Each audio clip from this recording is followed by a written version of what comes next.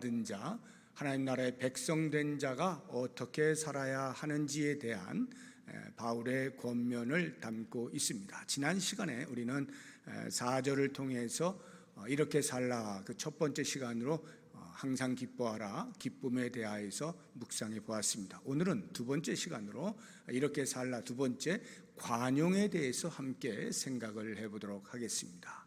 관용, 특별히 한 세 가지 정도를 이제 묵상을 할 텐데요. 관용의 성경적 개념이 무엇이냐 하는 부분 우리가 살펴보고요. 두 번째로는 관용의 대상, 범위를 어디까지 해야 될 것이냐 하는 부분, 그리고 왜 관용이 필요한가, 관용의 이유, 이렇게 세 가지로 나누어서 묵상을 해보도록 하겠습니다. 먼저 관용의 성경적 개념에 대해서 우리가 생각을 해볼 텐데요. 이미 말씀을 드린 것처럼 4절부터 7절까지의 내용에는 구원받은 백성은 이렇게 살아야 합니다 라는 바울의 교훈, 권면이 나와 있는데요. 이 세 가지를 보게 되어지면 독특한 특성들을 각각 가지고 있습니다. 지난 시간에 우리가 보았던 그 4절에 나오는 기쁨, 이 부분은 우리 성도가 자기 자신에게 대한 태도라고 할 수가 있습니다. 4절 한번 보시죠. 주 안에서 항상 기뻐하라, 내가 다시 말하노니 기뻐하라 할 때 이 기뻐하다는 것은 내가 성도로 살아가면서 나의 내면을 향하여 나는 기쁨을 가지고 사는 존재다 하는 것을 인식하고 살라 하는 것입니다.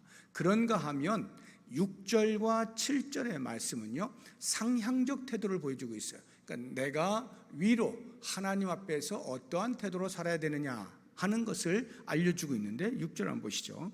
아무것도 염려하지 말고 다만 모든 일에 기도와 간구로 너희 구할 것을 감사함으로 하나님께 아뢰라. 그리하면 모든 지각에 뛰어난 하나님의 평강이 그리스도 예수 안에서 너희 마음과 생각을 지키시리라 해서 위로 상향적 우리의 태도는 기도라는 사실을 알게 됩니다. 이것은 이제 다음 시간에 여러분과 함께 또 묵상을 해보도록 하고요. 오늘 우리가 보고 있는 이 5절의 말씀, 다시 한번 5절 보시죠. 너희 관용을 모든 사람에게 알게 하라, 주께서 가까우시니라 할 때 이 관용은 외향적 태도, 성도가 가져야 할 외향적 태도, 다시 말하면 타인에게 대한 나의 태도, 이것을 알려주고 있는 것입니다. 그래서 이 4절부터 7절까지를 보게 되면 성도로서 이렇게 살라 할 때 나의 내향적으로는 어떻게 살아야 할 것이고 위로는 어떻게 살아야 할 것이고 밖을 향하여 다른 사람을 향하여는 과연 어떻게 살아야 하느냐 하는 부분에 대한 교훈임을 알 수가 있어요.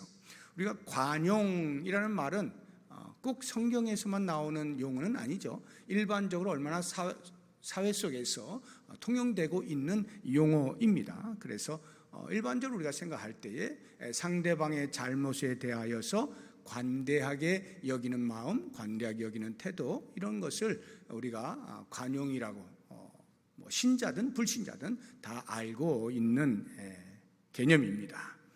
조금 한 차원 더 높여서 만약에 종교에서 이런 용어를 쓴다고 하면 종교적 용어로서의 관용이라고 하면 조금 더 고상한 내용들을 담을 수가 있죠. 예를 들면 자기 손해라든가 자기 희생이라든가 용서라든가 용납이라든가 이러한 이미지들을 담고 있을 수가 있습니다. 그러면 우리 성경에서 말하고 있는 관용은 뭐냐 할 때 방금 말씀드린 그런 것들을 다 내포하고 있어요. 그런데 거기에서 언급하고 있지 않는 거, 제가 한 두 가지 정도만 좀 독특하게 성경에서 말하고 있는 부분을 말씀을 드릴 텐데, 이 두 가지 가운데 첫 번째가 이 관용이라고 하는 개념 속에는 교육의 개념이 동반된다는 거예요. 성경에서는 관용을 말할 때 반드시 교육이라는 개념이 동반됩니다. 이 말은 무슨 뜻이냐면 관용한다, 다른 사람에 대해서 용납한다라고 하는 이것이 이런 태도가 아니라는 거예요. 다른 사람에 대해서 무관심하는 거예요. 어떻게 살든지 그냥 놔둬버리는 거예요. 방치하는 거죠. 방관하는 거죠. 이러한 것은 관용이라고 이야기하지 않습니다. 그래서 바울이 관용을 말할 때 우리에게 아주 좋은 교훈을 하고 있는데 고린도서 10장 1절을 한번 보시기 바랍니다. 고린도 교회 안에 있는 바울에 대한 안 좋은 감정을 가지고 있는 대적자들, 바울을 비난한 사람들의 말이 앞에 나오는데 그것을 인용하고 있는 거예요. 너희를 대면하면 유순하고 떠나 있으면 너희에 대하여 담대한 나 바울은, 바울이 이런 사람이란 뜻이 아니라 대적하는 사람들이 바울을 이렇게 비난하고 있어요. 어떻게 비난하느냐? 함께 있을 때는 한마디도 못하면서 뒤에 가서 안 보일 때는 너희들 이렇게 살아야 돼, 저렇게 살아야 돼, 큰 소리 치는구나 하고 바울을 비난하고 있는 거예요. 그런 말을 듣게 되어진 바울이 그들의 말을 빌려서 이렇게 말을 하고 있는 거예요. 그러한 나 바울은 이제 그리스도의 온유와 관용으로 친히 너희를 권하겠다, 이렇게 말하고 있는 것입니다. 보통 이제 그런 비난을 들으면 우리가 어떤 반응을 하죠? 일반적으로 나에 대해서 안 좋은 소리를 한단 말이에요. 전혀 사실 무근의 소리를 지어서 말을 한단 말이죠. 그러면 당연히 화가 나는 거죠. 분노가 치밀죠. 그래서 불러다가 시시비비를 가리거나 아니면 공포를 해버리죠. 나 그런 사람 아니다, 저들이 음해하는 것이다, 뭐 이런 식의 이야기를 해야 되겠는데 바울이 그렇게 하지 않아요. 고린도서 10장 3절 보시게 되면 우리가 육신으로 행하나 육신에 따라 싸우지 아니하노니, 안 싸우겠다는 거예요. 안 싸우겠다는 거죠. 그럼 어떻게 한다고요? 그리스도의 관용으로 권면하겠다라고 하는 거예요. 그러면 왜 관용을 보이느냐? 그것이 그 다음 절에 나와요. 고린도서 10장 4절과 5절 보시면 우리의 싸우는 무기는 육신에 속한 것이 아니요 오직 어떠한 견고한 진도, 여기 견고한 진은 사탄이 가지고 있는 견고한 진, 견고한 성을 말하는 거예요. 그것도 무너뜨리는 하나님의 능력이라 모든 이론을 무너뜨리며 하나님 아는 것을 대적하여 높아진 것을 다 무너뜨리고, 이렇게 돼 있죠. 바울이 이야기하는 거예요. 관용이야말로 무너지지 않을 것만 같은 대적의 견고한 성, 다시 말하면 그들의 사상이든 그들의 교만이든 그러한 것들을 파하는 강력한 하나님의 능력이다, 이렇게 말하고 있는 거예요. 그러면 어떻게 관용하느냐? 어떻게 관용하느냐? 아까 제가 말씀드린 것처럼 그냥 못 들은 척 그냥 놔둬버리는 이러한 방관적 자세냐? 아닙니다. 다시 한번 고린도서 10장 5절 뒷부분을 보시게 되면 모든 생각을 사로잡아 그리스도에게 복종하게 하니, 지금 이렇게 바울에게 대적하는 비난의 소리를 하고 있는 잘못된 그들에게 같이 맞대응으로 비난하거나 고소하거나 이렇게 하지 아니하고 오히려 그들의 모든 잘못된 생각을 사로잡아 그리스도에게 복종을 시킨다. 즉 바로잡는 교육이 들어가 있음을 보여주고 있는 것입니다. 그러니까 관용이라고 하는 것은 그저 참는 것이 아니라 잘못되어진 것을 바로 잡아 교육을 시키는 이 개념이 들어가 있는 것이 성경적 개념의 관용인 것입니다. 그래서 예수님께서도 보시면요, 이러한 언급 속에 충분히 그러한 의미들을 발견할 수가 있는데요. 마태복음 11장 28절 30절 보시면 우리가 잘 알고 있는 말씀이 나와요. 수고하고 무거운 짐진 자들아 다 내게로 오라. 내가 너희를 쉬게 하리라. 나는 마음이 온유하고 겸손하니 나의 멍에를 메고 내게 배우라. 그리하면 너희 마음이 쉼을 얻으리니 이는 내 멍에는 쉽고 내 짐은 가벼움이라 하시니라. 여기 수고하고 무거운 짐진 자들 다 내게로 와서 쉬어라, 이렇게 말씀하고 있죠. 이 쉼의 개념을 말하는데 보통 우리의 생각은 이 수고하고 무거운 짐진 자라고 할 때에 그들이 진 그 무거운 짐이 뭘까? 쉼의 개념과 대비하여 보면 당연히 인생살이 힘들고 어렵잖아요. 그 고단한 것들, 그러한 무거운 짐들을 주님께 가지고 나와서 다 내려놓고 쉼을 얻어라, 이렇게 이해할 수가 있어요. 당연히 맞는 말씀이에요. 그런데 수고하고 무거운 짐이 그런 것만 있는 것이 아닙니다. 오히려요, 우리의 죄로 인하여서 질서 있게 살지 못하고 무질서하고 흐트러져 버린 우리의 삶, 그러한 것들에 대하여서도 주님께서는 너 오지마 이렇게 한 것이 아니라 그거 들고 와서 내게 와서 쉼을 얻어라. 그러한 무질서하고 흐트러진 그러한 것들 내려놔. 여기서 참된 영적인 안식을 얻도록 해라 라고 말을 하는 거예요. 자, 그렇게 이해를 한다면 지금 쉰다라고 하는 개념은 예수님께서 어떻게 하신다는 거예요? 그들의 죄로 말미암아 흐트러져 버린 무질서한 삶을 용납하신다는 거죠. 관용하신다는 거예요. 나한테 와서 쉬어. 내가 용서해 줄게. 내가 받아줄게. 여기 와서 쉬어라.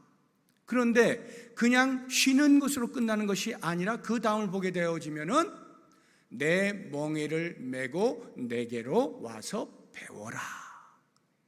배움에 대한 이야기를 말씀하지 않습니까? 이게 무슨 말이에요? 그냥 죄 지은 거 무질서해진 그 삶 그냥 나와서 그냥 예수님께 이렇게 앉아만 있으면 되는 게 아니라 그 심 속에서 예수님의 말씀에 귀를 기울이면서 예수님과 멍에를 같이 메고 예수님의 성품을 닮아가려고 하는 그러한 배움의 노력을 통하여서 잘못되어진 흐트러진 무질서한 세계가 교정되어진다는 거죠. 교육의 개념이 그 속에 들어가 있는 거예요. 용납과 교육이 있는 말씀이 이 마태복음 11장 28절, 29절, 30절의 말씀인 거죠. 그러면 우리가 애초에 고린도서 10장을 우리가 이제 보고 있었는데 거기서 바울이 이야기하고 있는 관용 다시 한번 볼까요? 고린도서 10장 1절 보시게 되면 너희를 대면하며 유선하 쭉 해서 그리스도의 온유와 관용으로 할 때 바울이 지금 말하고 있는 거예요. 바울이 말하고 있는 그리스도의 관용은 과연 무엇이냐? 이 에피에이케이아라고 하는 헬라어인데요. 이 말에 대하여서 칼빈 선생이 이렇게 주해를 해놓았어요. 관용이란 손해나 역경을 당해도 쉽게 동요되거나 넘어지지 않고 평정을 유지하는 영적 인내를 가리킨다. 영적 인내를 가리킨다. 이 말씀 제가 지금 두 번째 건데 지금 잘못 얘기를 했네요. 조금 이따가 이야기해야 되는데 제가 다른 데를 봐가지고 그거 좀 이따 이제 말씀을 드리고 예수님의 관용에 대해서 지금 우리가 생각하고 있죠. 예수님의 관용이 과연 어떤 관용이냐? 이것은 예수님께서 십자가에서 보여주신 관용을 말하는 거예요. 십자가에서 모든 인류의 죄를 당신의 몸에 짊어지고 그 모든 사람들을 용서하기 위하여 속량, 죄의 삭을 당신의 몸으로 치러내신 그것이 관용이죠. 그러니까 십자가 사건은 예수님께서 보여주신 관용의 극치요 절정이라는 것을 알 수가 있습니다. 그래서 이제 베드로가 예수님이 십자가에서 이제 죽으시던 바로 그 순간 얼마나 예수님으로서는 정말 견디기 어려운 그 시간들이었는데 그렇게나 큰 소리 쳤던 베드로가 멀찍이 서 도망이나 가고 또 부인이나 하고 이렇게 하지 않습니까? 그런데 그러한 베드로를 예수님께서 부활하신 후에 다시 만나 주시잖아요. 그리고는 어떻게 해요? 베드로야, 너 다른 사람들보다 나를 더 사랑하니? 네, 제가 주님을 사랑하는 줄 주님이 아십니다. 그래, 그러면 내 양을 먹여라. 잠시 후에 베드로야, 너 나를 정말로 사랑하냐? 네, 제가 주님 사랑하는 거 주님이 아십니다. 그래, 내 양을 쳐라. 또 한 번 물으시죠. 너 정말 나 사랑하니? 그렇다니까요. 알았다. 내 양을 먹여라. 이렇게 말씀하지 않아요? 그러니까 부인하고 도망가던 그 베드로를 주님께서 용납하시는데 용납하신 것으로 끝나는 것이 아니라 그래서 다시 교정하여 교육을 시켜서 그리스도의 충성된 종으로 사도로 살아갈 수 있도록 사명을 맡기시는 이와 같은 교육의 개념이 그 관용 속에 함께 들어있는 거예요. 도마도 마찬가지 아닙니까? 예수님께서 부활하셔서 제자들에게 나타나셨을 때 그 당시에 마침 도마가 없었잖아요. 근데 예수님의 부활을 다른 제자들이 다 만나게 되어지고 너무나 신기해하고 놀라하고 그 도마에게 이야기하는 도마가 믿질 않잖아요. 나는 그 말을 못 믿는다.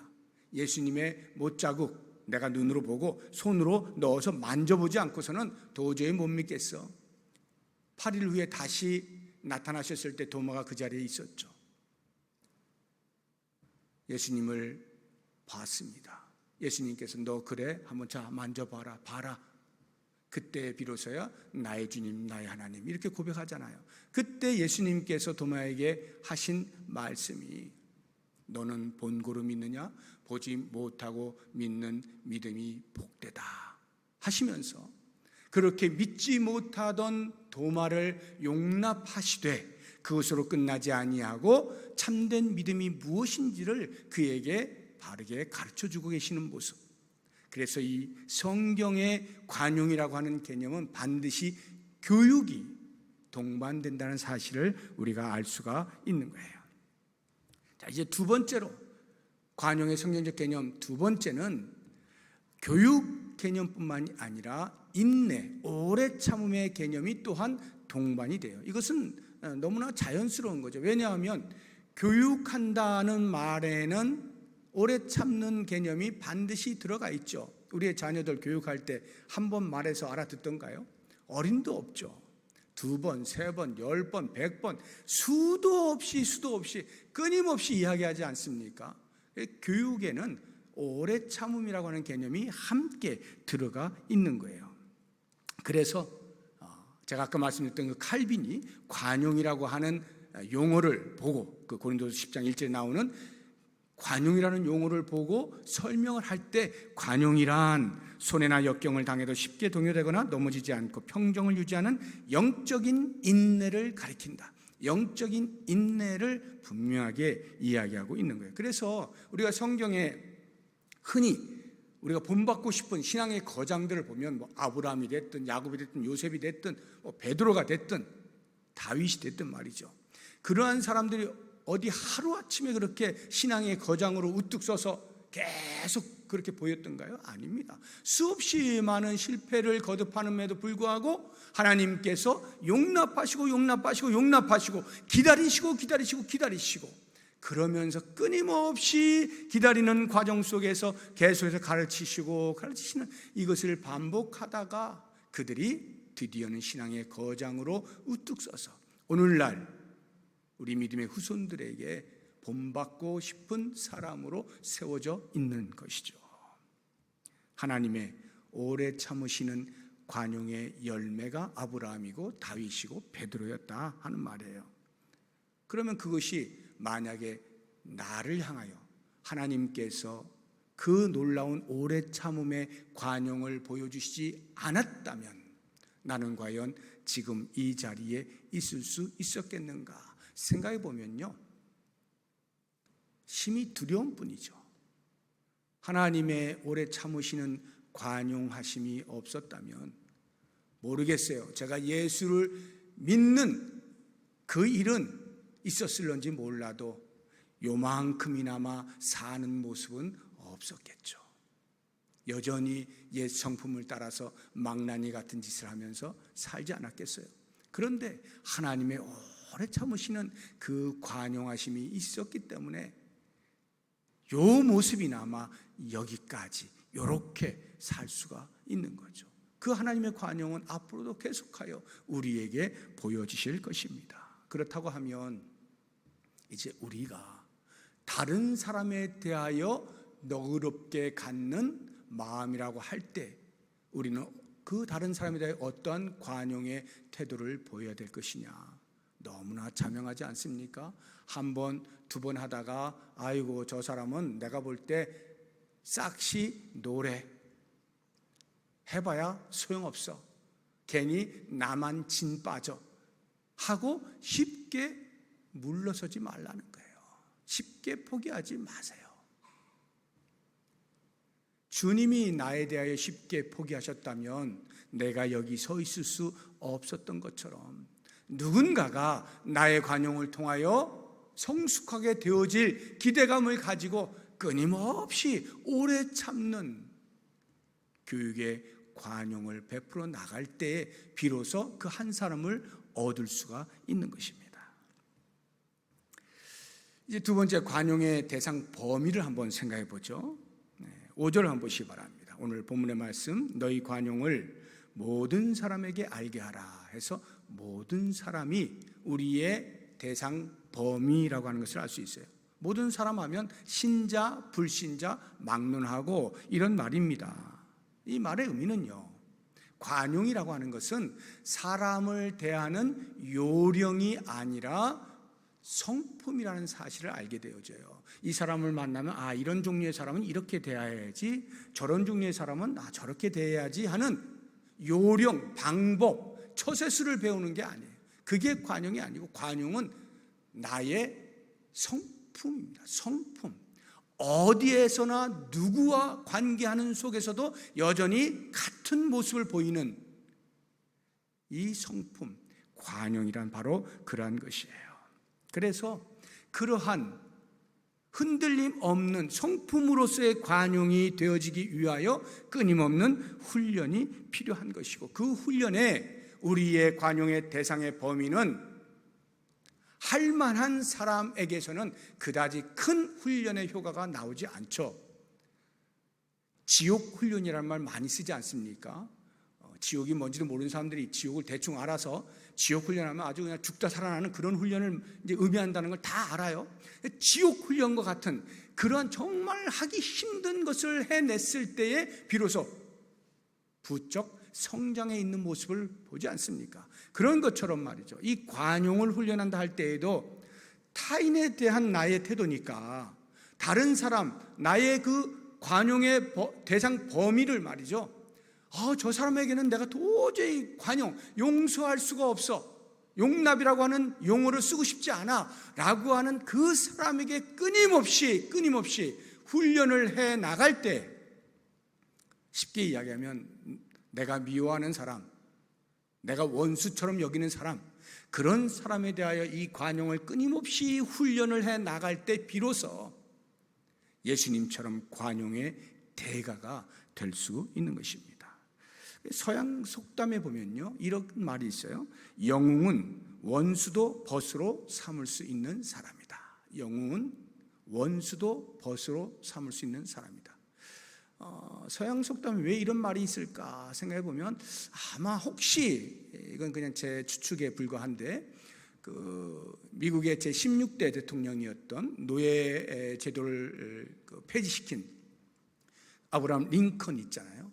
링컨 때문에 이런 속담이 나오지 않았을까 하는 생각을 해봅니다. 왜냐하면요, 이 링컨이 대통령으로 출마할 때 한 번에 되지 않습니다. 여러 번 떨어지고 하는데, 그가 이제 변호사였거든요. 근데 항상 이렇게 우리나라 인권 변호사처럼 가난하고 약한 사람들 돕고 하는 이런 이제 변호사였어요. 그러니까 이렇게 수준이 있는 그런 변호사들 사이에서는 링컨을 아주 우습게 여긴 것입니다. 그 가운데에서 에드윈 스탠턴이라고 하는 아주 전형적으로 엘리트 코스를 밟은 변호사가 있어요. 아주 훌륭한 변호사고 큰 사건들만 감당하는데, 어느 날 이 아브라함 링컨과 함께 둘이서 같은 사건을 변호하게 된 거예요. 그래서 이 스탠턴이 얼마나 무시하고 조롱을 하는지 몰라요. 그래서 나는 저런 시골뜨기하고는 도저히 변호를 같이 할 수 없다 해서 그냥 뛰쳐나가 버리는, 이 정도로. 그래서 이제 대통령 선거가 되어졌는데 결국에 이 아브라함 링컨이 대통령에 당선이 되거든요. 내각을 구성하게 돼 있잖아요. 그때에 이 스탠턴, 자기를 그렇게 조롱하고 못살게 굴고 사람들 앞에서 비난하고 멸시했던 그 스탠턴을 국방부 장관에 세웁니다.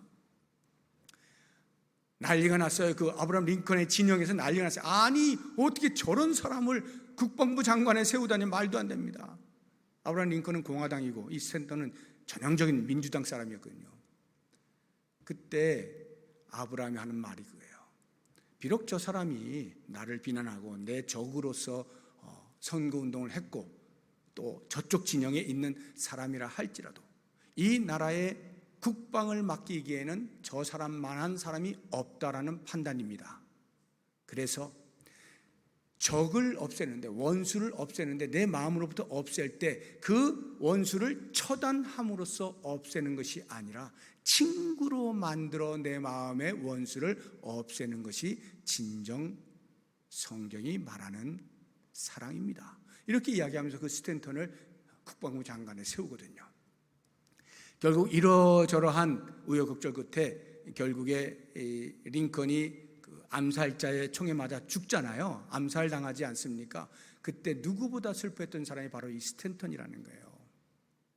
그 시신을 끌어안고 엉엉 울면서 여기 위대한 사람이 잠들었다 하면서 그 누구보다도 가장 존경을 표한 이러한 예가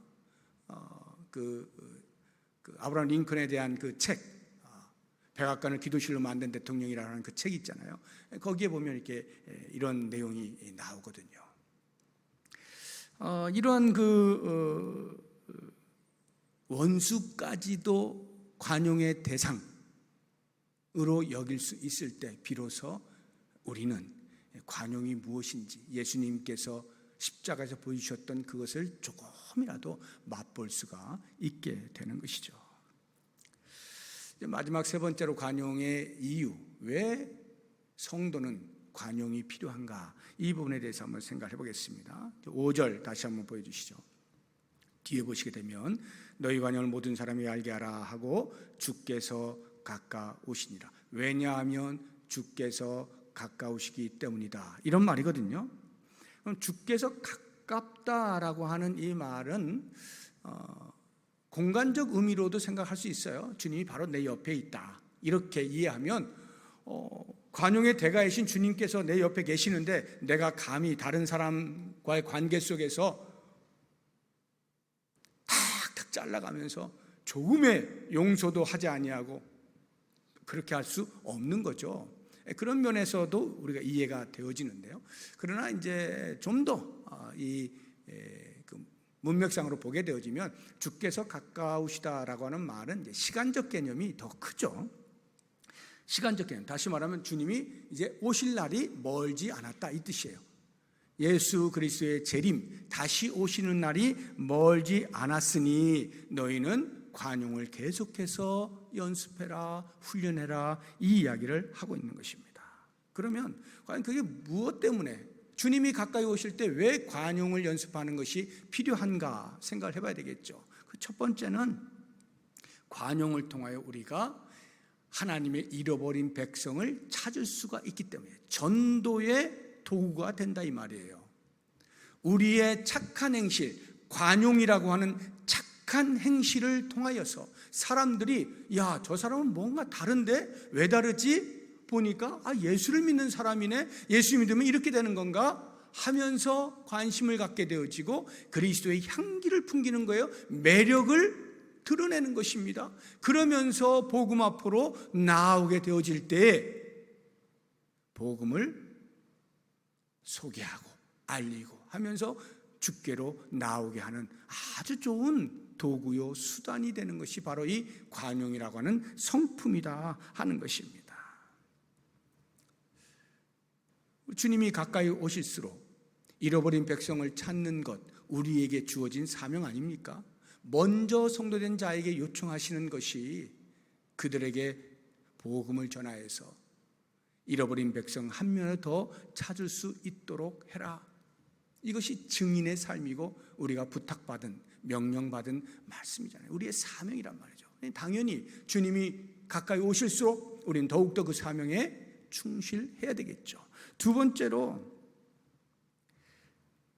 주님이 가까이 올수록 왜 관용을 연습해야 되냐? 그것은 곧 이제 주님이 오신다는 말은 천국에 우리가 들어간다는 말인데 그 천국의 삶이 바로 그와 같은 삶이기 때문에 너희가 이 땅에 있는 동안에 천국의 삶을 빨리 연습해라. 이제 곧 주님 오셔. 주님 오시면 문 닫어. 그러면 더 이상 연습할 시간은 없다. 이 이야기를 하고 있는 것입니다. 천국에 들어가는 것은 쉬워요. 예수 믿으면 되니까요. 저 예수 믿습니다 말하면 그냥 끝입니다. 천국 들어가는 거예요. 구원을 받아요. 그런데요, 구원이 그렇게 녹록지가 않아. 아무리 제가 성경을 봐도 구원이 그렇게 쉽지가 않아요. 예수 믿으면 구원받습니다. 너무 쉬운데, 천국 들어가는 건 쉬운데, 천국 들어가서 천국 백성답게 사는 것은 결코 쉽지가 않아요. 결코 쉽지가 않아요. 왜? 그것을 알 수 있는 것이 지금 성도에게 요청하고 있는, 성경에서 요청하고 있는 삶의 내용들을 보면요, 만만한 게 없거든요. 성품의 변화를 볼 때에 우리의 옛 성품을 버리고 새 성품을 입는 것이 그렇게 쉽지가 않아요. 굉장히 어려워요. 많은 훈련이 필요해요. 그만큼 천국에서 살아가는 삶의 모습을 여기에서 연습하는 것이 쉽지 않다는 말이죠. 거기에서 그렇게 살아가는 삶이 간단치가 않다는 것을 의미하는 거죠. 만약에 그렇게 예수 믿어서 천국 가는 것처럼 천국에서 사는 것이 쉽다라고 한다면 무슨 훈련을 필요로 하겠어요? 성경이 뭘 그렇게 우리에게 요청하겠어요? 그냥 되는 대로 살면 돼. 너 어차피 예수 믿으니까, 어차피 너는 천국 가니까 너 되는 대로 살아, 이렇게 했을 거 아니에요. 그런데 성경이 그렇게 말하지 않잖아요. 많은 요구를 하고 있잖아요. 그만큼 천국에서 천국 시민으로 살아가는 그 삶에 만족할 만한 내용은 만만치가 않다는 것을 우리가 분명히 알게 되는 것입니다.